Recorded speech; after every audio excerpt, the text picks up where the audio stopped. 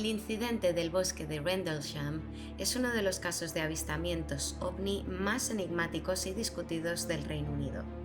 Bautizado por muchos como el R0swell Británico, tuvo lugar entre el 26 y el 28 de diciembre de 1980 en los alrededores de las bases militares de la Fuerza Aérea Estadounidense en Bentwaters y Woodbridge, en Suffolk, Inglaterra.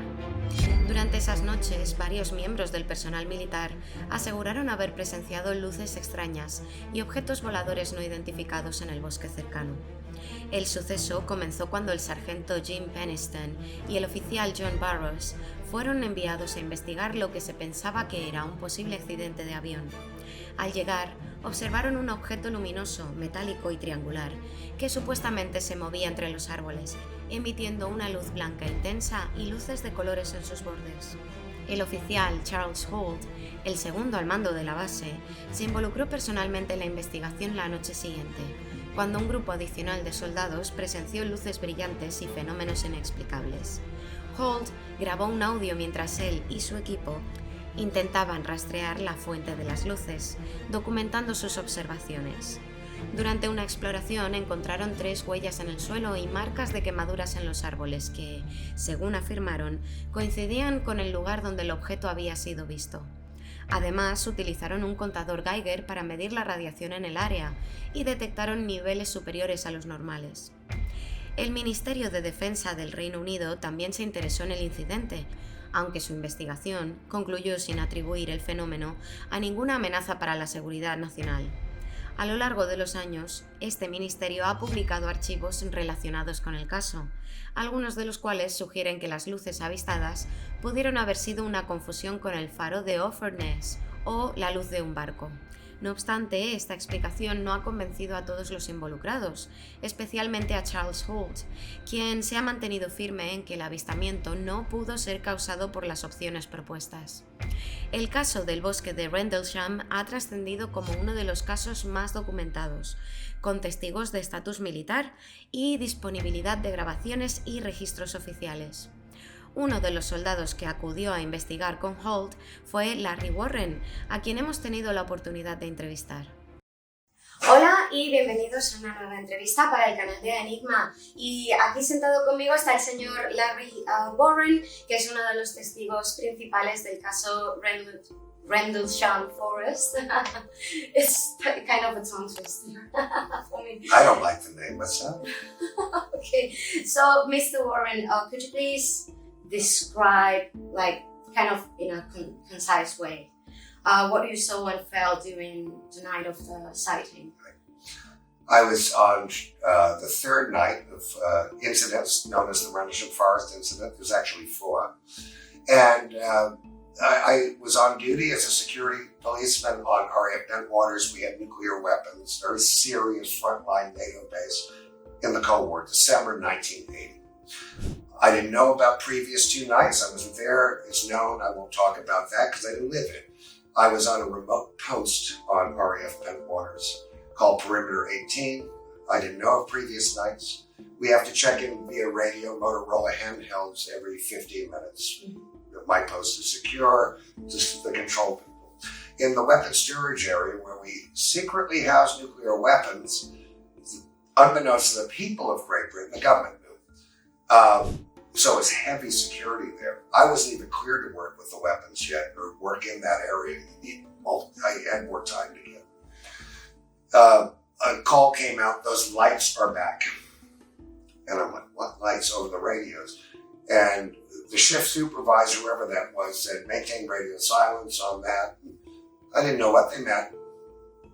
I was kind of new on the base anyway. And then I was relieved of my post. A vehicle came. They said, Warren, you're going to be deactivated and go with Lieutenant England and Sergeant Pastinza in the back of a pickup truck. We went to the motor pool on Bentwaters and got lighting equipment called light-alls. They're big generators that light aircraft on the flight line. Knew nothing about them. With wheels, you can tow them. They were hooked to pickups. The gauges weren't working right. I remember people saying, the people working there, we met a convoy of vehicles at the main gate of Bentwaters where the living side is of the flight line. And then we moved off toward Rendlesham Forest, about 3 miles driving on very rural, dark roads. We get to the east end of RAF Woodbridge, our sister base. The forest is to my left. The runways to the base and fencing is here. And that back gate known as East Gate. I wrote a book once called Left at East Gate. It's not in print now, but it's a good one. It's true. And there was a civilian car next to our vehicle. I'm in an open top, cold, it was about 30 Fahrenheit. And I heard them talk to the guard on the street, on the road, said to this woman, and she had a daughter asleep on the car. There was a Ford Cortina on the seat, little girl. And they said, we won't delay you long. We suspect there's unexploded ordnance here. And that's going to make anyone turn around and go away. Lieutenant England asked, where do we go? He said, turn left after Eastgate. And there was a logging road that went into the forest. We went into the forest. We parked in an open circular area. The lighting equipment wouldn't work. They had trouble with that. I believe Colonel Holt came up to our group. There were numerous people. We turned in our weapons to the weapons storage, to the red hats, the armorers. And I'm in there putting racks. Our weapons are assigned to us, so we always have the same Vietnamese weapon. M16 at the time. And to our unarmed flashlights or torch, we had. Colonel Holt, I believe, and Lieutenant England and others went that way, lateral. We went at an angle through the trees. You could see through them. Went X amount of distance, every movement became slow, and everything slowed down. I remember trying to look at my Timex watch, slow, and how did I react? I don't know. I just don't know. We got to a clearing, and they had taken the barbed wire fence down to get into the field. There were personnel. There were a camera crew. I saw that right away with a video of that time, very big stuff, and a really high-tech film camera. It was like, zzz, it was blasting sound. But I have my own views. I think this was a special team, operation team that was brought in case the phenomenon returned. Of course it did. So something had happened to make Holt investigate, because they wouldn't be out there at night investigating 2 nights earlier in the middle of it. No, that would have been done. In the field was a field called Cape O'Grady. Didn't know it then. It was a farmer's field. A circular mist on the ground. It was 30 feet across. It was part of the ground. You could see through it. Greenish yellow, it kept changing. But you could see the ground, but it had structure. In the farmhouse to the left, there was a light on and a dog barking. It was the only sound throughout this whole thing, except voices that when they told me to leave. And amber light came in opposite of the lighthouse, Orford Nest, which they try to blame on this. Orford Nest Lighthouse has a beam, a shield that didn't let the beam come inland. We were also highly trained observers for NATO aircraft, and we were combatants. This amber light came in, did a downward arc. We were on the flight past the Woodbridge, about a mile away from it now through the forest. Did an arc, came over 20 feet above this mist on the ground. I've gotten good at this over the years. Over the mist, and it was amber. It was 20 feet in the air, and there was a flash of light. And that flash, it was structured. It was so bright, it caused burns, retinal burns to me and other witnesses. Aftermath, we all had effects of exposure to an unshielded nuclear device. Documented. The debunkers and skeptics don't like this element, so they put it aside.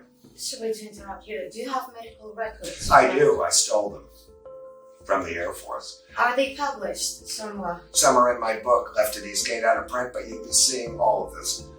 All of us had damage. In fact, one of the people, John Burroughs, has been paid because of his damages, because of exposure to an UFO. Okay. We should have a class action lawsuit, all of this, but there's so much infighting. And I am the whistleblower of these events. There was no one else. By fate, it happened. And these guys stay quiet for years. Now they can't wait to get on the surfboard. Yeah. I plowed the driveway for them. It's how it works. I'm proud I did it. I do it for everyone, not just them. And there's some good people in this, some not so good people. It's raining bad people, this event, toxic. And I got, the main thing, there was this this craft, this thing, I don't know, it wasn't like a flying saucer. It had delta things coming off, it was concave. There were boxes and things. There was a cobalt blue light at the base. It was so eerie to look at. It was like, is this happening? Everything was so slow, so there was an outside influence. Or it's shock, I don't know the difference. And for all of us, and some people were functioning rather well. And it's hard to describe this object. It kept changing. It was snow white, and then it would dull. But once you try to get it fixed, something would change on it, but the shape it maintained. There were senior officers arrived in the field, and they broke a fence down. They couldn't drive there, they walked in. And Gordon Williams, our wing commander, top dog, he made general right after this. It got a star. And they were very close, and this phenomena peeled away from the fabric of this object, craft, no windows, no mark, you just couldn't tell what it was. And it came away from it, like a bubble. It just broke off.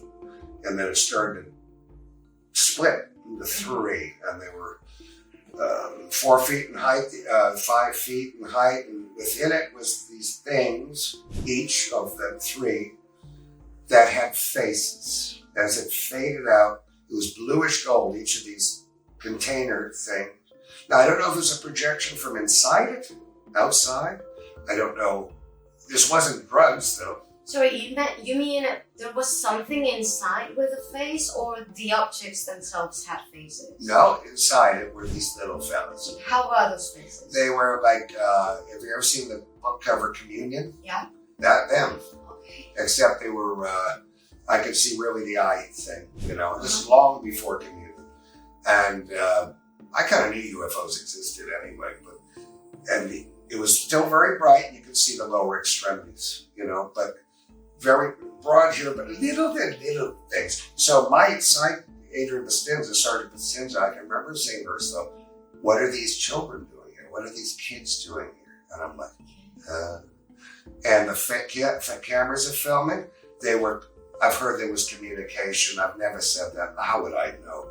But there seemed to be a protocol. If this happened, these senior people were just kind of like looking at it. I couldn't have been there more than an hour, but I'm not sure. 45 minutes, the whole thing out there, an hour, I can't tell. And my boss, Robert Ball, told me and some lower rank guys, I was an airman first class, 2 stripes, to go back to our vehicles. I was told to leave, and my last image was looking back, and that phenomenon was still there. And that was going on. I didn't see it leave. Whatever I hear, I don't say because I didn't see it. We went back. The problem is, because there's 44 years ahead of this now, but you don't have time. The problem with it is that myself and talking to witnesses nowadays, and even in my book, I was like, that ended, and then we're at the base, and the sun's up. And I went and called my mom. In reality, we're missing hours of time. I don't remember leaving there to get back, and none of us do, that I've talked to. When only talking to each other did we realize this missing time, because the federales that control this don't want us getting in the same room, because a lot happens. Even if we seem like enemies in public, a lot happens, and it's too much for them to do it. So we have some missing time. And after that, I was debriefed, and so were others, according to rank. Not the secret underground bail, this stuff they say.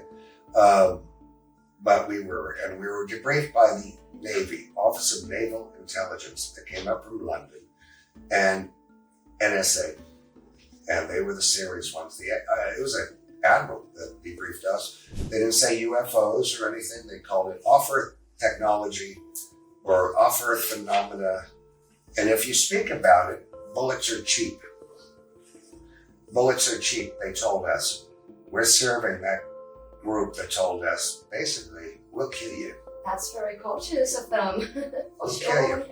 And I'm not the only one they said it to. But I was the first on record with it. But bullets are cheap, and I'm saying, what monster am I serving? Who are these people? You remember Close Encounters where Richard Dreyfuss goes, who are you people? Exactly that. And I'm like, I signed up for this crap. Are you kidding? I was in bands, you know. And then it just got very bad. I called my mother within getting back to the living area of the base. I took him and Greg Baxter. He was an ex-Marine in Vietnam. And I called my mom, got cut off on the phone, and I identified myself immediately as a potential troublemaker because it was recorded. And that was the beginning of the crap storm that has faced me ever since. You can swear. If you prefer, you can swear.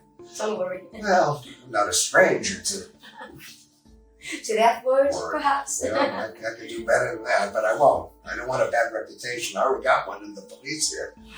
No, they were nice. Well, in my point of view, it's more natural. So if that's... If I use humor, that's a coping mechanism for this stuff. So I relive it. I don't live in this every day. I have a normal kind of dreary life. I got a great son. I got mates in England. They say, have you been probed in Spain? You know, they take the piss out of me all the time. And then mates, they're good friends, you know. And then when I was, they care. And that's, I can be laughed at easy. Believe me, I can. Okay. My son said, he goes, on the message on the thing, I call this my modern phone because I have a crap Nokia. And my son goes, Dad, it's a smartphone. And I said, I'm still happy with the dials. And he goes, you're old. Well, going back to the story, if I may, I'm super interested in knowing when you were looking at those faces you were telling me about, were you feeling something unusual? I got to tell you, I felt numb. I don't remember any connection. What I will tell you is and you're only allowed one experience if people decide you can or have had one. I have had a lifetime of interaction as an experience since I was a child. I'm not from a family where UFOs or books were around or any of that at all. Any of my relatives.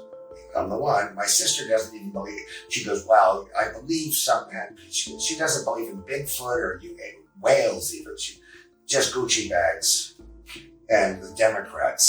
So she unfriended me on Facebook. Anyway, that's America for you.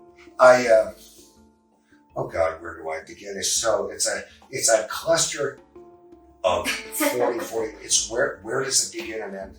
It doesn't end. But have you had any other encounters after that one in Rendlesham? Oh God, yeah. Okay. I have my housemate is a French Foreign Legion veteran. We share a home. His brother was a world champion boxer named John Conti. This is his older brother. And during the lockdown, remember, we'd have the wine. I drank a lot of wine, and we misbehaved on our back deck, and there was a flying saucer, literally a black and green saucer, daytime, right over the lot behind us. And you want to see some people, my other friend Gary and Frank, they just shut down. They're like, oh, you just see how people shut down. And there it was, just sitting next to us, our deck. I could have given it some booze, it just went away. And you can see people react. And you'd think I grab a phone, but now you're looking, this isn't happening. But I've had a lot of phenomena all my life. My wives have seen it, my family, my son has seen it, has had things happen. And Bud Hopkins was a dear friend of mine for 30 years, rest his soul. I knew Alan Hynek, I knew everybody. Travis Walton's a very good friend of mine, Alan Godfrey, I knew down. I've been in this business for, if it is one, since 1982, probably before most of you were born. Why do you have to agree? And I've known all. Because it's true. I knew all the legends, all of them. And many are not here now. The subject has changed. The internet is not for the better at all. And so, no, I didn't get a feeling from it. I have had contact in my room with and seen. So his girlfriends, they break up quick. They go, what the fuck was that? And I go, well, and I had to put one girlfriend on with Bud to talk to him on the phone. She didn't know about Rendlesham. I said, I gotta tell you something. But I remember them coming through my walls as a child. And I get up in the crib and they come right through the wall. I remember it. And this is the early 60s. And the room's dark when it was here. I could still see it. I was a little guy in a crib still. Come up to the crib and I go, boom. I do that at him. And the head would go, like that. I can remember that. Then I don't remember anything else. That's my mirth fuel. Kind of. I was out playing near a pond. I don't know when kids could wander around back then. I used to love railroad tracks as a kid. My dad would take me on walks on it. It was like a train, you know.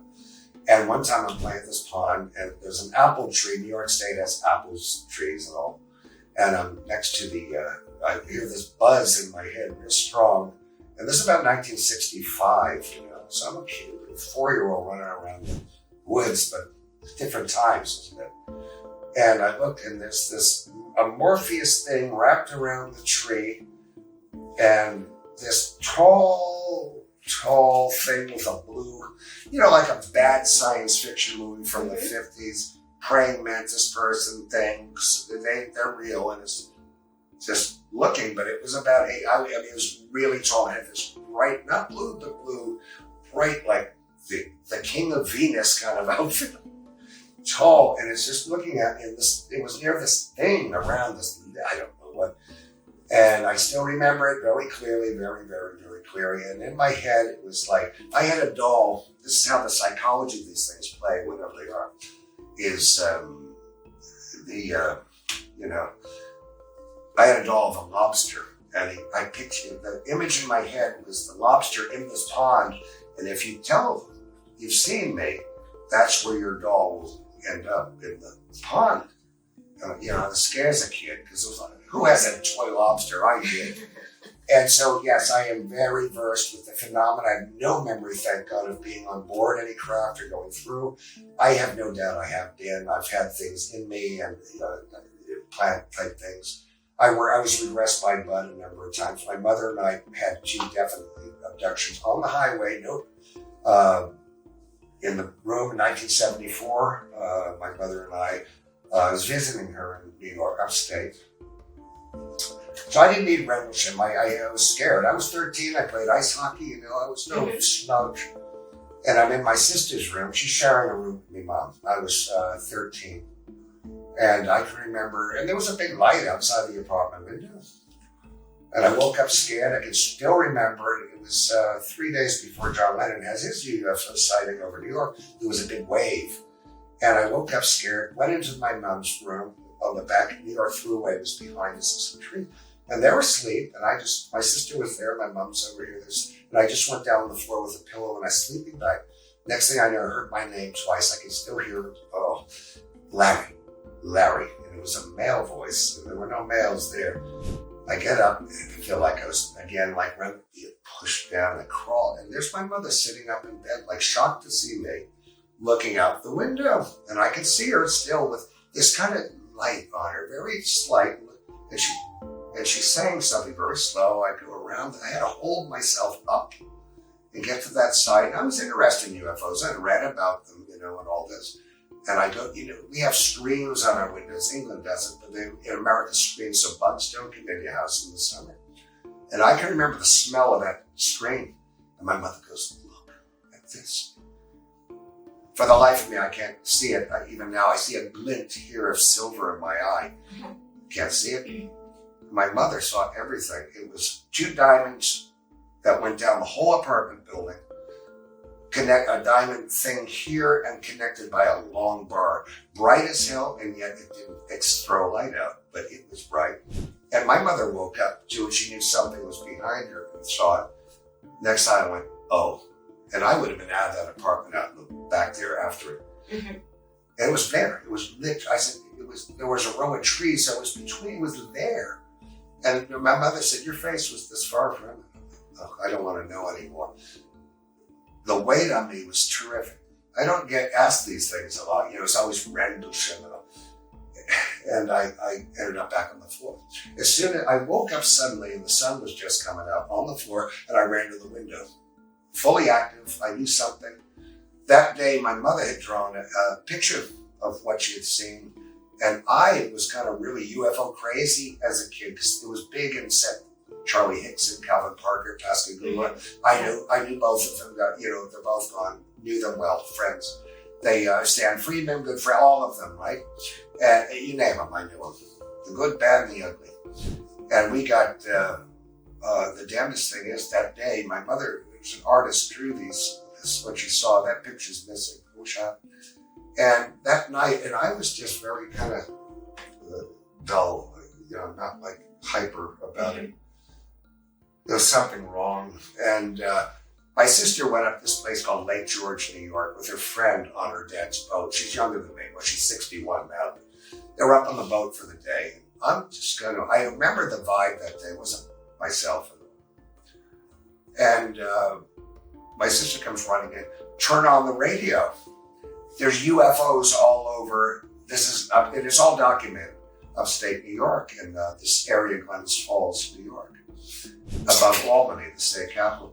Everywhere. The police were seeing them. They tracked at 4,000 miles an hour, blimp type thing, taking water from Saratoga Lake. Well, over us, there were objects everywhere.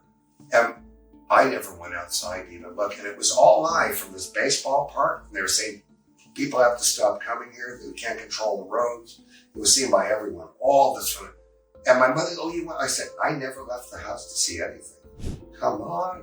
Never left the house. I could have looked up and that took nothing. So that was flattened. There was something wrong. It is totally wrong. And it's still there. I'm 63 years old and I can remember that so well. So yes, I've had phenomena in my life. It has been seen by very innocent parties in my life, to include 2 ex-wives. It's very hard for people really to see these things in front of your bed. And they go, what the F is this? And I go, and then we're asleep, Yeah. They rush at you and you're gone. And then the next day, they're FUBAR. And, I said, I gotta call Bud. Bud, can you help me? So it didn't help. And, but my wives, they knew, we're all right. Nice. And my son's mom were very good friends. And, it was very hard with my first wife because, you don't go telling anyone when you meet them. And by the way, I went through a UFO event. It's one great way to cancel your ticket with a woman, isn't it? Back then, it was a different time there. I wish we had more time for No, you you're to tell not me. well. You feel better. Oh, thank you, sir. But I think time's up. But we'll wrap this up here. Thank you so much for being with us, sir. I've never talked about that stuff with anyone. Thank you. Oh, thanks. Not on the record. No.